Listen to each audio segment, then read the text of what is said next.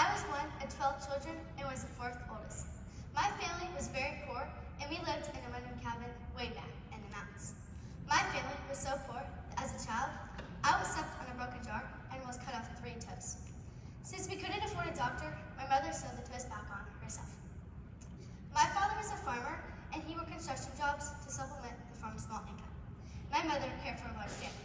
But even though I lived in poverty, my parents made sure that we didn't feel poor. We were a very close family, and we had a great faith in God. We had just one book in our house, the Bible. My father never had a chance to go to school because he had to work to help the family, so he couldn't read or write. I hated school, and the classroom was always hot and sweaty. Just seeing a school bus would depress me, but I was determined to make my father proud. I graduated from Superior County High School in East Tennessee in 1964. At graduation, the entire class was asked to stand up and talk about what they wanted to do in the future. I stood up and said, "I'm going to Nashville, and I'm going to be a star."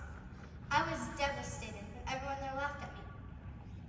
My first exposure to music came from my mother, who sang and played the guitar.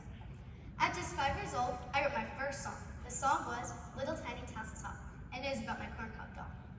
Since I was old enough to write, my mother would help me compose a tune, and I would perform it on the front porch, where I would sing into a tin can mounted on a tobacco stick. At age 6, I sang to my very first audience at my grandfather's church, and by age 7, I learned how to play the guitar. I had my very first professional singing gig at the age of 10.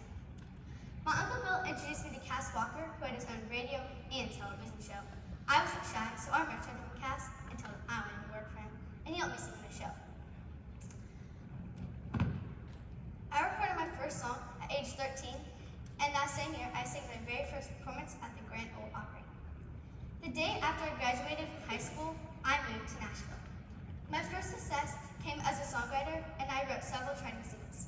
In 1970, I finally had success as a solo artist and had numerous solo hits, including Joshua, Cody Many Colors, Jolene, and Now I Always Love You. I'm one of the most honored female country performers of all time. I've earned 11 Grammy Awards, I'm a star on the Hollywood Walk of Fame, and I have been inducted into the Country Music Hall of Fame.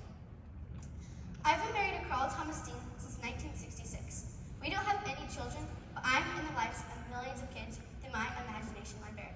I wanted children to have books regardless of their family's income. The Imagination Library mails 1 book per month to each newborn child, from the time of their birth until they reach kindergarten. I'm passionate about helping people, and I work to raise money for American Red Cross, colleges, hospitals, and animal rescues. I even have my own amusement park, Dolly. Even though I'm 76 years old, I'm still staying busy. I just released a new album, wrote my first book, launched a Netflix musical film, and won my first Emmy Award. As you can see, I have a lot going on, so I better get back to work. I hope you have a great day. Do you have any questions? Yes, you have so many things that you've accomplished. Can you single out one that you're most proud of? Probably my Grammy Awards. Do you have a lot of nieces